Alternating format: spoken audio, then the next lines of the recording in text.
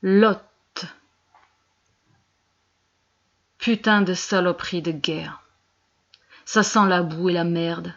Ça sent le sang, la cendre, la chair brûlée.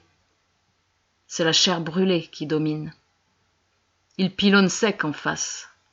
Au fond de la tranchée, on n'y voit pas à 1 mètre. Il a les yeux qui brûlent et se traîne tant bien que mal vers l'abri.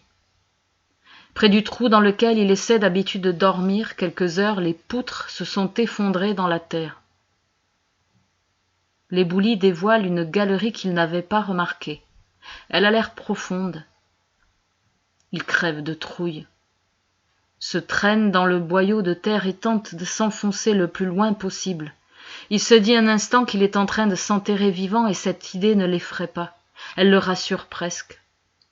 Elle est une forme de victoire sur la peur, sur la douleur, sur la fatigue. Il a juste envie que tout s'arrête.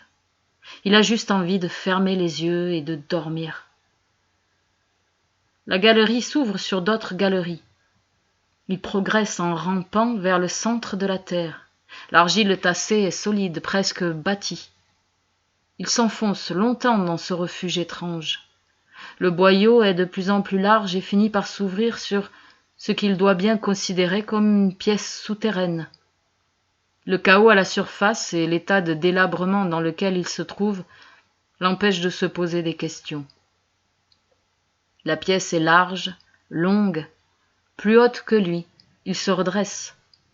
Au fond, un trou ouvre sur un autre espace qui semble éclairé. Il s'approche.